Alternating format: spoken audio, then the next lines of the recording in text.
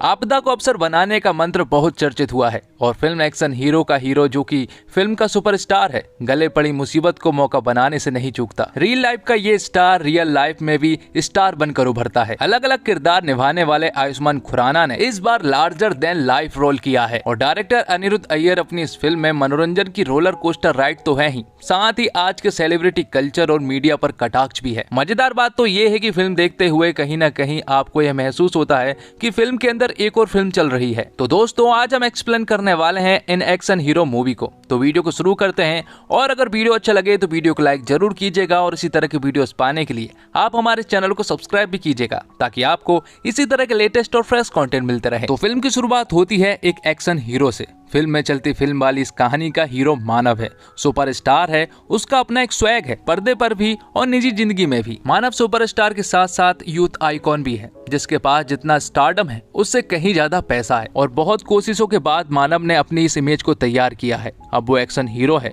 इस इमेज को बनाने में उसे बहुतों का साथ भी मिला है। साथ ही यहाँ पर एक रिपोर्टर के द्वारा जब मानव से सवाल पूछा जाता है कि एक फेमस डायरेक्टर की फिल्म को आपने मना क्यों कर दिया है, तो मानव उसे जवाब देता है कि वो फिल्म एक गैंगस्टर की बायोपिक फिल्म थी और वो किसी भी तरह की रेलेवेंस वाली फिल्म नहीं करना चाहता है। जिसके बाद मानव यहाँ से चला जाता है। अब अगले सीन में हम मानव को हरियाणा में देखते हैं, जहाँ पर उसकी एक एक्शन फिल्म की शूटिंग होनी थी। अब क्योंकि मानव एक सुपरस्टार है और कई सारे लोग उसके फैंस भी हैं, इसलिए फिल्म के सेट के बाहर फैंस की भीड़ भी थी। साथ ही उन भीड़ में कुछ पॉलिटिशियन के लोग भी थे जो कि मानव से मिलना चाहते थे, लेकिन उन्हें भी वेट करना पड़ रहा है। आगे हम देखते हैं कि जब फिल्म की शूटिंग हो रही थी और जब फाइट सीन चल रहे होते हैं तो वो फाइट सीन मानव को पसंद नहीं आते, क्योंकि मानव के चेहरे पर गुस्सा नहीं था। और अब क्योंकि ये एक एक्शन फिल्म है और फाइट वाले सीन है, इसलिए हीरो के चेहरे पर गुस्सा होना तो जरूरी है, इसलिए वो बार बार टेक ले रहा होता है, लेकिन उसके चेहरे पर गुस्सा नहीं आ पा रहा था। तब मानव का सेक्रेटरी मानव के पास आता है और वो उसे बताता है कि उसकी फेवरेट कार जो आज आने वाली थी, अब वो आज ना आकर एक हफ्ते के बाद आएगी। और ये बात सुनने के बाद मानव को गुस्सा आ जाता है और फिर वो शॉट को परफेक्ट तरीके से करता है। साथ ही वो पॉलिटिशियन के लोग अभी भी बाहर इंतजार कर रहे थे, लेकिन जब मानव उनसे मिलने के लिए जा ही रहा होता है कि तभी सेक्रेटरी उसे बताता है कि उसकी फेवरेट कार आ चुकी है। मानव के सेक्रेटरी ने कार वाली बात इसलिए छुपाई ताकि मानव को गुस्सा आ जाए और वो सीन को सही तरीके से कर पाए, और हुआ भी ऐसा ही। लेकिन मानव की फेवरेट कार आ जाने के कारण मानव उन पॉलिटिशियन के लोगों से नहीं मिल पाता है और अपनी कार को लेकर अकेला ही निकल पड़ता है, जो देखकर उन पॉलिटिशियन के लोगों को बिल्कुल भी अच्छा नहीं लगता। और उनमें से विकी सोलंकी नाम का एक आदमी भी अकेला ही मानव की गाड़ी के पीछे चले जाता है और वो उसे रास्ते में मिलाता है। जिसके बाद वो मानव से कहता है कि वो उसके फिल्म के सेट के बाहर बहुत देर से इंतजार कर रहे हैं, लेकिन उसके पास मिलने का टाइम ही नहीं है। और साथ ही यहाँ पर विक्की मानव से बिल्कुल भी ठीक ढंग से बात नहीं कर रहा होता है, इसलिए मानव उससे कहता है कि वो लोग कल होटल में साथ ब्रेकफास्ट करेंगे। लेकिन यहाँ पर विक्की उसे वापस चलने को कहता है और साथ ही वो मानव की कॉलर भी पकड़ लेता है, जो कि मानव को बिल्कुल भी पसंद नहीं आता है।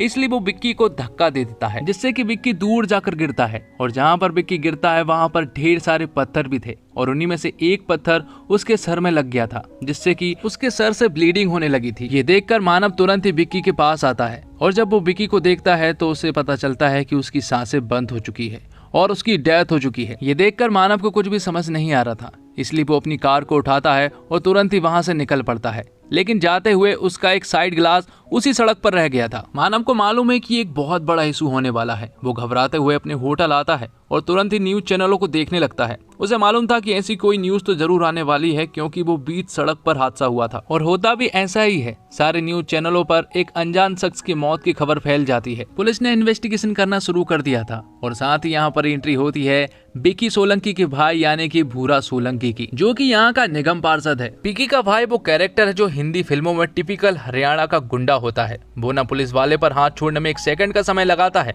और ना ही दूसरे देश में जाकर वहाँ के पुलिस वालों को मारने में कोई दिक्कत महसूस करता है। भूरा यहाँ का निगम पार्षद है और उसके भाई का मर्डर हुआ है, इसलिए वो हाथ पर हाथ रखकर रहने वाला तो बिल्कुल भी नहीं है। दूसरी तरफ मानव जब न्यूज देखता है तो उसे पता चलता है कि विकी यहाँ के बहुत बड़े पॉलिटिशियन का भाई है और जहाँ पर विकी की डेथ हुई है वहीं पर मानव की गाड़ी का साइड ग्लास भी पड़ा हुआ था और वो साइड ग्लास दरअसल पुलिस वालों के पास था। लेकिन भूरा सोलंकी के लोग उनसे वो साइड ग्लास छीन लेते हैं और कहते हैं कि आगे की इन्वेस्टिगेशन अब वही करने वाले हैं। ये देखकर मानव समझ चुका था कि अब वो एक बहुत बड़ी प्रॉब्लम में फंसने वाला है, इसलिए वो तुरंत ही अपने बैग को पैक करता है और लंदन जाने के लिए घर से निकल पड़ता है। अब आगे हम देखते हैं कि जब पूरे के घर पर सभी लोग मौजूद थे यहाँ पर पुलिस वाले भूरे को बताते हैं कि इससे पहले कि वो मानव को पकड़ पाते, मानव यहाँ से भागकर लंदन जा चुका है, लेकिन वो वादा करते हैं कि वो किसी भी हालत में मानव को जरूर पकड़ कर लेकर आएंगे। लेकिन भूरे को उनके ऊपर बिल्कुल भी विश्वास नहीं था, इसलिए वो खुद ही लंदन जाने का डिसाइड करता है।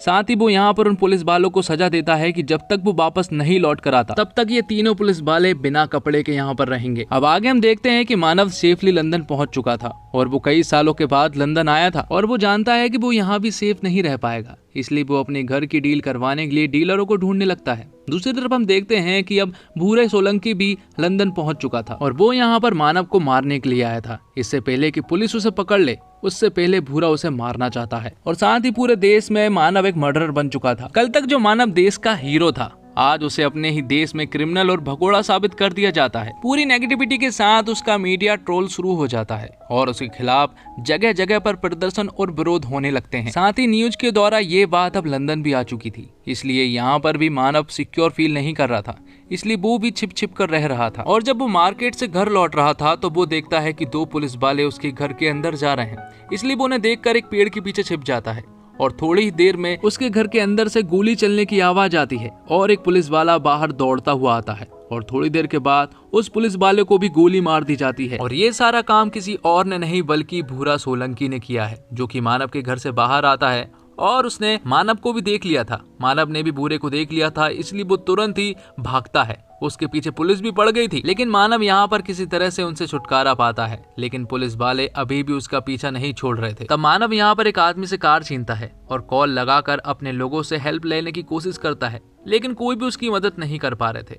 अब यहाँ पर मानव शहर से बाहर आ चुका था और उसे ऐसा लग रहा था कि अब वो बिल्कुल सेफ है, इसलिए वो एक जगह पर रुकता है और एक गहरी सांस लेता है। लेकिन तभी अचानक से एक कार फुल स्पीड में मानव की कार की तरफ आती है और एक जोरदार टक्कर मार देती है और दूसरी कार में से भूरा सोलंकी निकलता है, जो कि मानव को बाहर निकालता है। लेकिन मारने से पहले वो उससे पूछता है कि आखिर उसने विक्की को क्यों मारा, जिस पर कि मानव उससे कहता है कि उसने विक्की को नहीं मारा, वहाँ जो कुछ भी हुआ था वो सिर्फ एक एक्सीडेंट था। यहाँ पर मानव भूरे को सब कुछ बताता है कि विक्की और वो सिर्फ बहस कर रहे थे, जिसके बाद विक्की ने मेरी कॉलर पकड़ ली थी और उसने सिर्फ विक्की को एक धक्का दिया था, जिसकी वजह से वो नीचे गिर गया था और उसका सर एक पत्थर से लग गया था। लेकिन ये बात भूरा मानने को बिल्कुल भी राजी नहीं था। वो उससे कहता है कि विक्की 8 रोटी खाता था, 4 गिलास दूध पीता था और वर्जिश करता था। वो मान ही नहीं सकता कि उसकी मौत इस तरह से हो जाए। भूरा उससे कहता है कि वो उसे मारेगा जरूर, लेकिन वो उसे गन से नहीं मारना चाहता बल्कि लात घूसे से मारना चाहता है, इसलिए वो गन को साइड में रख देता है। जिसके बाद उन दोनों के बीच में फाइट होती है और इस मौके का फायदा उठाकर मानव भूरे की गन छीन लेता है और भूरे को गन पॉइंट पर ले लेता है। और भूरे को एक कार की डिक्की में बंद करने से पहले वो भूरे से कहता है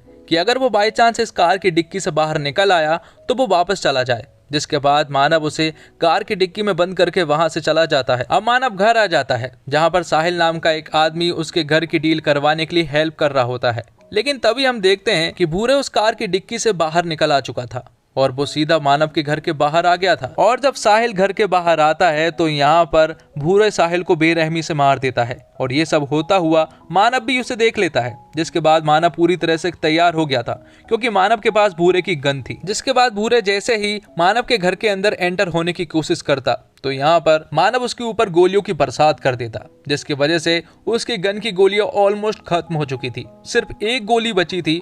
और यहाँ पर भूरे को बहुत अच्छे से मालूम है कि उस एक गोली को किस तरह से बर्बाद किया जाता है। जिसके बाद उन दोनों के बीच में एक तगड़ी फाइट होती है, जिसमें दोनों ही काफी ज्यादा इंजर्ड हो चुके थे। उन दोनों की फाइट हो ही रही थी और यहाँ पर जब भूरे के हाथ गन लगने ही वाली थी, लेकिन तभी यहाँ पर कई सारे लोग उनके घर में एंटर हो जाते हैं जिनके पास ढेर सारी गन थी और वो उन दोनों को ही गन पॉइंट पर ले लेते हैं। यहाँ पर जो मेन आदमी होता है उसका नाम कादर होता है और वो लोग यहाँ पर मानव को पकड़ने के लिए आए थे। दरअसल साहिल ने इन लोगों का पता दे दिया था कि मानव उसके घर में मौजूद है, इसलिए कादर अपनी पूरी की पूरी गैंग लेकर यहाँ पर मानव को पकड़ने के लिए आ गया था। यहाँ पर किसी तरह से भूरे और मानव उनको बातों की जंजाल में फंसाते हैं और किसी तरह से मानव यहाँ पर कार लेकर भाग जाता है और भूरे को वहीं पर छोड़ देता है। लेकिन अभी भी मुसीबत टली नहीं थी, क्योंकि कादर के कई सारे लोग मानव के पीछे पड़े हुए थे, जो कि उसके ऊपर लगातार फायर करते जा रहे थे। लेकिन मानव यहाँ पर किसी तरह से उनसे पीछा छुड़वाता है। साथ ही दूसरी तरफ हम देखते हैं कि यहाँ पर भूरा ने किसी तरह कादर को अपने कब्जे में कर लिया था। साथ ही भूरे ने कादर से ये भी पूछ लिया था कि अगर मानव उनके हाथ पकड़ा जाएगा तो वो उसे कहां पर लेकर जाएंगे, इसलिए यहाँ पर भूरे कादर को अपने साथ ही रखता है। तो मानव कादर के लोगों के हाथ बच तो गया था, लेकिन उसे मालूम है कि वो एक बहुत बड़ी प्रॉब्लम में है, क्योंकि पुलिस वाले, कादर और भूरे उसके पीछे लगे हुए हैं। इसलिए वो भेष बदलने की कोशिश भी करता है, लेकिन उसे बिल्कुल भी ठीक नहीं लग रहा था, क्योंकि उसकी न्यूज पूरी तरह से फैल चुकी थी और वो एक बहुत बड़ा क्रिमिनल बन चुका था। इसलिए वो सभी के सामने सरेंडर करने की कोशिश करता है, और जब वो सरेंडर कर ही रहा होता है कि तभी अचानक से उसके पीछे एक कार रुकती है और ढेर सारे लोग उसको किडनैप करके अपने साथ ले जा लेते हैं। और जिन लोगों ने मानव को किडनैप किया है वो लोग कोई और नहीं बल्कि महमूद इब्राहिम के लोग हैं। दरअसल फिल्म की शुरुआत में जब मानव का इंटरव्यू लिया गया था और उसमें जब मानव से पूछा गया था कि एक फिल्म डायरेक्टर की फिल्म आपने मना क्यों कर दी थी, दरअसल वो फिल्म इब्राहिम महमूद की बायोपिक फिल्म ही थी और मानव ने उनकी बायोपिक फिल्म पर कुछ बुरा भी बोला था।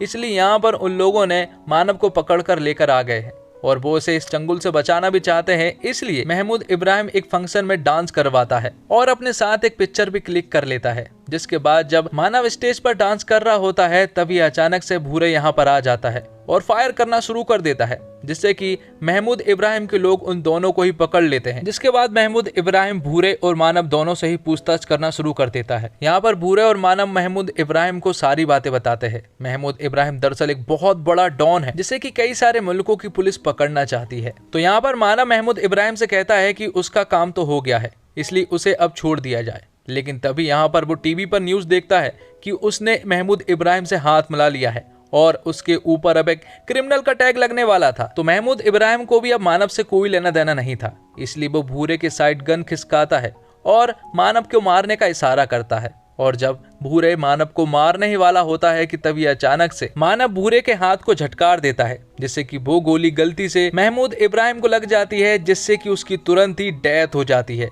और गोलियों की आवाज सुनने के बाद महमूद इब्राहिम के कई सारे लोग अंदर आते हैं और वो लोग इनसे लड़ने लगते हैं, जिसके बाद यहाँ पर मानव और भूरे उनसे सामना करते हैं और एक जोरदार फाइट के दौरान वो सभी को मार गिराते हैं। और अब पुलिस वाले भी यहाँ पर आने वाले थे, इसलिए यहाँ पर मानव भूरे से कहता है कि उसके पास एक प्लान है और अगर उसके प्लान के हिसाब से चला तो सब कुछ ठीक हो सकता है। और ये सीन यहीं पर कट होता है। अब कुछ दिन बाद का सीन दिखाया जाता है जब मानव इंडियन एम्बेसी की कस्टडी में था। यहाँ पर वो अपना बयान दे रहा होता है और बता रहा होता है कि ये सब कुछ कैसे हुआ। साथ ही वो यहाँ पर उन्हें एक ऑफर भी देता है। वो उनसे कहता है कि महमूद इब्राहिम मारा गया, उसे किसने मारा ये इम्पोर्टेंट नहीं है, बल्कि वो मारा गया ये इम्पोर्टेंट है। अगर इंडियन गवर्नमेंट कहे कि गवर्नमेंट ने ही मानव को महमूद इब्राहिम को मारने के लिए लंदन भेजा था तो इससे दोनों का ही भला हो सकता है। ये बात सुनने के बाद इंडियन गवर्नमेंट मान जाती है और वैसा ही करते हैं जैसा कि मानव ने कहा है। जिसके बाद मानव को जब इंडिया लाया जाता है तो पूरे देश के सामने मानव फिर से एक सुपरस्टार बन चुका था। उसकी खोई हुई इज्जत